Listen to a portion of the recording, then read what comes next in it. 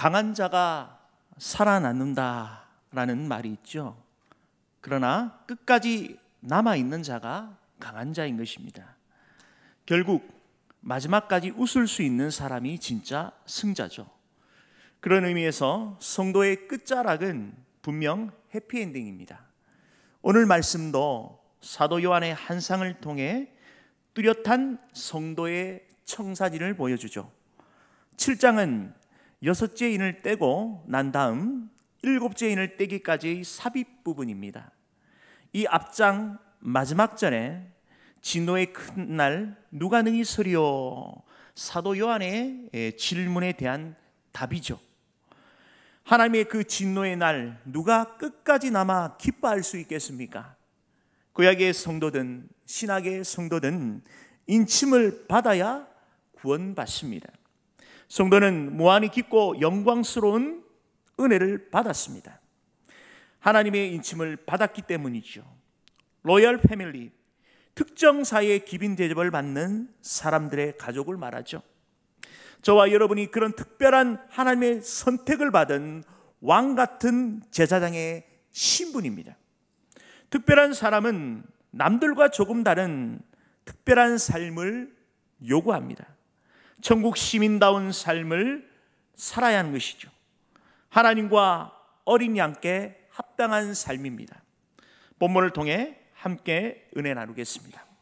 먼저 7장 1절에 일 후에, 이는 6째인 환상 이후에 7째인 환상이 즉시 언급되지 않고 일 후에 내가 보니 전환됩니다. 이는 계시록 6장 17절에 요한이 그들의 진노의 큰 날이 이르러 누가 능히 서리요? 이 심판의 맹렬함을 드러내는 것과 관련이 있죠. 여기서 사도 요한의 의도는 어린 양의 그 진노를 바라시는 극렬한 그 심판 가운데 누가 살아남겠느냐는 것입니다. 어느 누구도 그 무엇도 하나님의 극렬한 그 심판을 피할 수 있는 사람과 존재는 없죠. 오직 하나님의 긍휼하심의 은혜를 받은 자만이 살아남을 수 있습니다. 이어서 내 천사가 땅 내 모퉁이에 선 것을 보니 땅의 사방의 바람을 붙잡아 바람으로 하여금 땅에나 바다에나 각종 나무에 불지 못하게 하더라. 하나님으로부터 권세를 위임받은 내 천사의 역할은 바람을 붙잡아 땅, 바다, 각종 나무에 붙지 못하게 하는 것이죠. 바람은 세상을 향한 하나님의 심판을 상징합니다. 여기서 붙잡아는 고정시키다, 단단히 붙잡다라는 현재 분사형으로 심판의 바람을 저지하고 있는 내 천사의 생생한 모습을 드러내죠. 이는 하나님의 심판이 온 땅에 임할 채비가 다 갖추어졌으나 하나님에 따라 유보되고 있는 상황입니다. 계속해서 2절에 또 봄에 다른 천사가 살아계신 하나님의 인을 가지고 1절에 언급된 이 바람을 저지하는 네 천사 외에 다른 천사가 소개됩니다. 여기서 다른은 앞에 언급된 네 천사와 구별됨을 의미하죠. 네 천사를 향해 큰 소리를 외칠 정도로 권세를 지녔죠. 네 천사보다 상에 있음을 분명합니다. 천사는 살아계신 하나님의 인을 가지고 있습니다. 여기서 인은 소유권을 상징하죠. 흔히 인감 도장이 찍힌 것은 공식적으로 그 소유권을 인정받습니다. 그 인의 정체는 계시록 14장 1절에 어린 양의 이름과 그 아버지의 이름을 쓴 것이죠. 성도가 하나님의 인침을 받았다라는 의미는 그 사람의 모든 유형, 무형, 모든 것이 자신에게 있지 않고 하나님과 어린 양께 있음을 인정하는 것이죠. 어린 양의 대속의 은혜 없이는 하나님의 진노를 피할 수 없습니다. 저와 여러분은 이 놀라운 구속의 은혜 앞에 서 있는 것입니다. 군인은 자신의 목에 걸려있는 군번줄이 자신임을 식별하는 인식표죠. 성도는 이마에 눈으로 볼 수 없지만 하나님과 어린 양의 이름이 새겨져 있음을 기억해야 하는 것입니다. 이처럼 하나님의 인을 소유하고 있는 이 천사는 그리스도의 보혈의 공로로 구원을 적용하는 중요한 역할을 담당하죠. 이어서 해 돋는 때부터 올라와서, 성경에서 동쪽은 하나님의 보좌가 있는 장소를 상징합니다. 하나님의 임재의 상징적 장소인 성막문의 동쪽에 있죠. 에스겔 43장 2절에 이스라엘 하나님의 영광이 동쪽으로부터 오는데 묘사하고 있습니다. 그렇다고 해서 이 성경에서 방향이나 숫자 등을 문자적으로 해석해 특별한 의미를 부여하는 것은 위험합니다. 그 상징적 의미로 해석해야 되는 것이죠. 큰 소리로 외쳐 천사에 호령하는 다른 천사의 모습은 계시록 5장 5절에 유다지파의 사자로서의 예수 그리스도의 이미지가 떠오릅니다. 계속해서 3절에 이르되 우리가 우리 하나님의 종들의 이마에 인치기까지 땅이나 바다나 나무들을 해하지 말라 하더라. 여기서 해하지 말라, 이 부정과거 명령형으로 내 천사에 대한 이 다른 천사의 강력한 제지를 의미합니다. 이 억제 기간은 분명하죠. 우리 하나님의 종들의 이마에 인치기까지. 심판의 지연은 하나님의 무한하신 국률과 그 사랑의 모습을 엿볼 수 있습니다. 하나님의 권속 모두가 인침받기 위함인 것이죠. 유명한 복음송이 머릿속에 떠오릅니다. 세상 모든 민족이 구원을 얻기까지 쉬지 않으시는 하나님, 주의 심장을 가지고 우리 이제 일어나 주 따르게 하소서. 세상 모든 육체가 주의 영광 보도록 우리를 부르시는 하나님, 주의 손과 발이 되어 세상을 치유하며 주 섬기게 하소서. 저와 여러분이 이 은혜의 현장 가운데 있어야 하는 것이죠. 성도의 사명은 분명합니다. 아버지의 마음이 있습니다. 영혼 구원이 있습니다. 영혼 사랑의 절정은 전도입니다. 우리 안에 구령의 열정이 식어지지 않도록 해야 하는 것이죠. 그 비결은 적어도 일주일에 한 번 이상은 이웃에게 복음을 전하는 것입니다. 저와 여러분이 집 나간 자녀, 먼 발치에서 발만 동동거리며 기다리는 그 아버지의 걱정을 덜어드리는 맏아들이 되어야 하는 것입니다. 계속해서 4절에 내가 인침을 받은 자의 수를 들으니 이스라엘 자손의 각 지파 중에 인침을 받은 자들이 14만 4천이니, 여기서 이스라엘 자손의 각 지파를 문자적으로 해석할 것이 아니라 상징적으로 풀어야 통합니다. 사도 바울은 로마서 2장 28절 29절에 무릇 표면적 유대인이 아니요 표면적 육신의 할례가 아니니라 오직 이면적 유대인이 유대인이며 말씀하고 있습니다. 사도 베드로도 베드로전서 2장 9절에 그러나 너희는 택하신 족속이요 왕같은 제사장들이요 거룩한 나라라고 칭하고 있습니다. 이런 점에서 이 이스라엘 자손의 각 지파는 하나님의 모든 백성, 곧 교회를 상징하는 것입니다. 14만 4천 역시 상징적인 체계에서 이해돼야 하는 것입니다. 구약의 백성을 대표하는 12지파와 그 성취로 신약의 백성을 대표하는 12제자를 곱하면 144가 되죠. 거기에 무수히 많다라는 의미의 1000을 곱하면 14만 4천 명이 됩니다. 이는 신구약의 모든 신실한 하나님의 백성을 의미하는 것이죠. 또한 14만 4천 명은 계시록 7장 9절에 일 후에 내가 보니 각 나라와 족속과 백성과 방언에서 아무도 능히 셀 수 없는 무리가 나와 흰 옷을 입고 손에 종려가지를 들고 보좌 앞에 어린 양 앞에 서서, 이들은 승리를 상징하는 흰 옷과 그 종려가지를 손에 들고 셀 수 없는 그 무리들 가운데 서 있는 것입니다. 보좌에 앉으신 하나님과 어린 양께 기쁨으로 찬양하고 있습니다.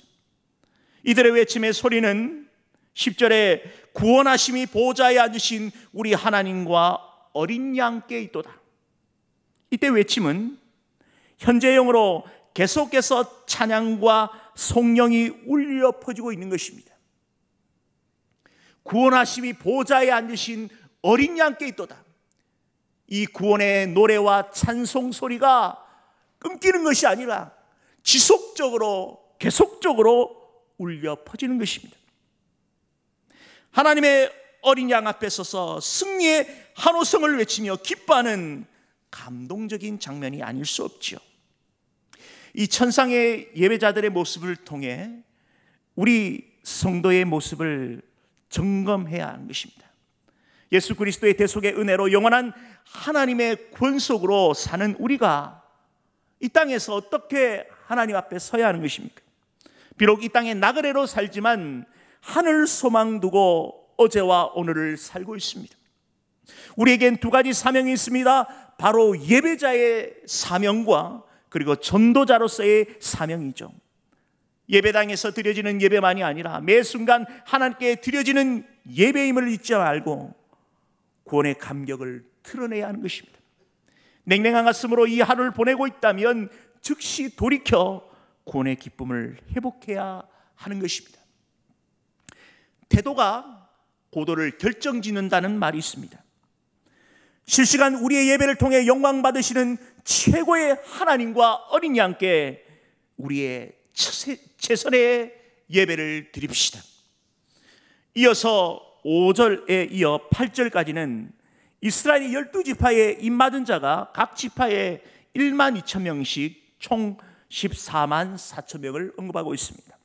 5절에 유다 지파 중에 인침을 받은 자가 1만 2천이요 루벤 지파 중에 1만 2천이요 갓 지파 중에 1만 2천이요. 그런데 여기서 언급된 민수기 1장 19절과 46절의 명단과 비교해 볼 때에 두드러진 차이점이 있습니다. 민수기에서는 루벤 지파로부터 계수되지만 여기서는 유다 지파부터 계수되죠. 이는 메시아 예수 그리스도께서 유다 지파에서 나왔다는 것이죠. 이는 그리스도 중심의 모든 삶이 뒤바뀌는 우리 성도의 모습에 적용할 수 있는 것입니다. 우리가 예수 그리스도를 나의 주님으로 믿고 따르는 전에는 우리의 삶의 일부는 항상 나 자신이든 아니면 다른 무엇인가죠. 역사의 흐름이 우리 주님 오시기 전과 오신 이후로 나눈 것처럼 주님을 인격적으로 만난 후 전과 후가 달라져야 하는 것이죠.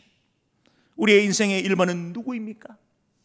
우리 가정의 최우선 순위는 무엇입니까? 주님이 내 삶에 늘 1번이어야 하는 것이죠. 우리 가정의 가장 소중하고 중요한 결정의 그 중심에 선 분이 바로 그리스도여야 하는 것이죠. 우리의 삶의 자리를 가장 먼저 주님께 맡기며 나아갈 때에 실패하지 않습니다. 우리가 자주 실패하고 넘어지는 그 자리를 살펴보면 주님을 앞세우지 않기 때문이죠. 예수 그리스도를 바라보지 못할 때 두드러지게 드러나는 현상 중에 하나가 바로 사람 탓, 환경 탓입니다. 신앙은 주님을 바라보는 것이죠.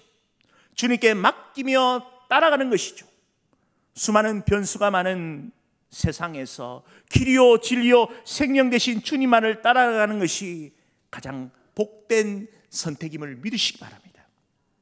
우리 생각과 마음을 늘 하나님께 고정하며 우리의 선봉장 되신 주님만을 바라보며 따라갑시다. 계속해서 6절에 아셀 지파 중에 1만 2천이요 납달리 지파 중에 1만 2천이요 므낫세 지파 중에 1만 2천이요. 일반적으로 이스라엘 12지파 명단에 므낫세는 에브라임과 함께 요셉 지파 안에 포함되는데 여기서는 단 지파 대신 므낫세 지파가 등장합니다. 여기서 단 지파가 생략된 이유는 그들이 하나님 앞에 우상 숭배의 죄를 지었기 때문이죠. 사사기 18장 30절에 단 자손이 자신들을 위하여 그 새긴 신상을 세웠고 하나님의 서민으로 부르심을 받았지만 하나님이 가장 싫어하시는 그 우상 숭배죄로 결국 선민의 대열에서 제외된 것입니다. 이러한 사실 앞에 영적 이스라엘의 우리는 철저히 반면교사로 삼아야 하는 것입니다. 하나님께서 모세를 통해 시내산 언약을 통해 이스라엘에게 말씀하셨습니다. 출애굽기 20장 3절에 나 외에 다른 신들을 내게 두지 말고, 그리고 이어서 4절에 너를 위하여 새긴 우상을 만들지 말고, 우리에게 십계명 제1계명과 2계명으로 우리에게 주셨습니다. 우리의 믿음의 선배는 이 1계명과 2계명의 신앙을 지키기 위해서 생명까지도 다하며 순교의 각오를 하고 신앙을 지켰습니다.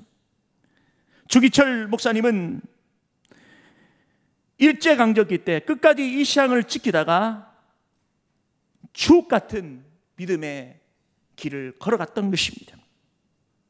주기철 목사님의 자녀 되시는 구원사님께서 한 인터뷰의 내용이 참으로 감동되었습니다. 우리 아버지는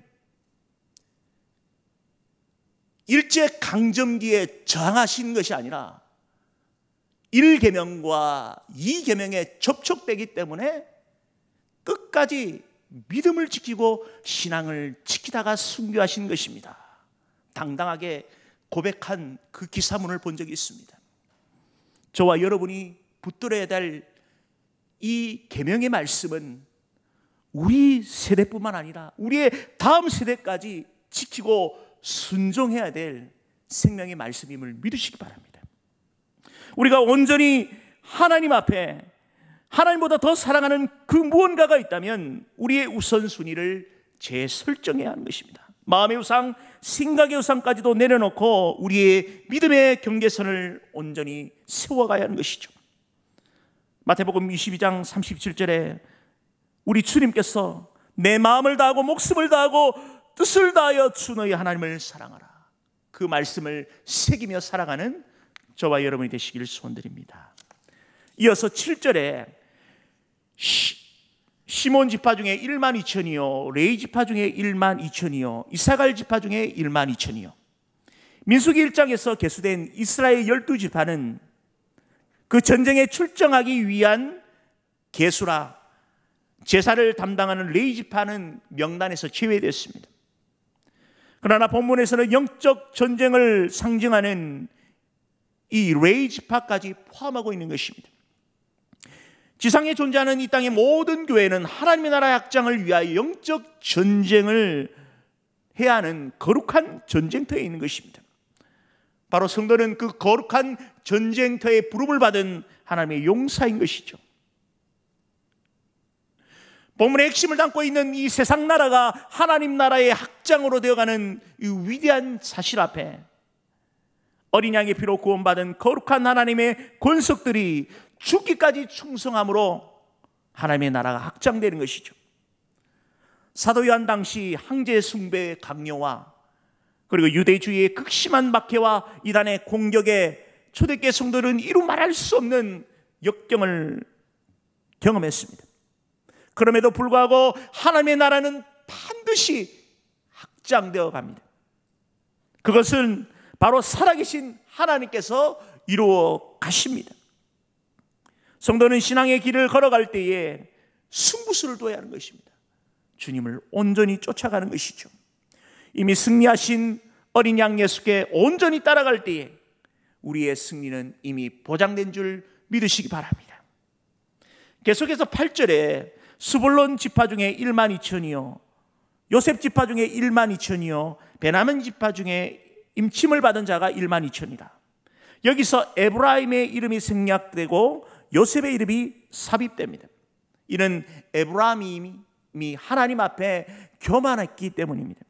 에브라임 지파는 사사시대 때 이스라엘을 위해 사력을 다해 싸운 기돈과 입다에게 두 번이나 큰 딴지를 겁니다. 자신들의 전쟁에 불러주지 않았다는 것이죠. 이미 다 승리하고 나서 막판에 숟가락을 얹어 자신의 목을 챙기는 그 강교한 태도까지 보였습니다. 교만은 패망의 선봉입니다. 성도는 늘 겸손해야 하는 것입니다. 하나님 앞에 겸손할 때에 하나님의 의를 드러내는 것이죠. 또한 겸손은 우리 주님이 걸어가신 위대한 걸음입니다. 그 주님의 길을 쫓아가는 그 성도의 자리에는 성도의 하나님의 아름다운 모습이 드러나는 것이죠. 교만한 마음을 버리고 주님의 겸손을 본받는 귀한 성도가 됩시다. 말씀을 맺겠습니다. 오늘 사도 요한의 환상을 통해 성도는 뚜렷한 청산지를 보게 됩니다. 하나님의 그 진노의 날 끝까지 남아 기뻐할 수 있죠. 바로 구원하심이 보좌에 앉으신 우리 하나님과 어린 양께 경배하는 그 천상의 예배가 저와 여러분의 미래의 모습인 것입니다. 하나님의 인침을 받은 왕같은 제사장, 거룩한 나라에 소유된 백성이죠. 하나님 나라의 존귀한 권석다운 삶의 내용이 있어야 하는 것입니다. 바로 예배자와 그리고 전도자의 삶이죠. 우리의 예배를 통해 영광 받으신 하나님께 구원의 기쁨과 감사의 찬양을 날마다 드리는 예배자가 됩시다.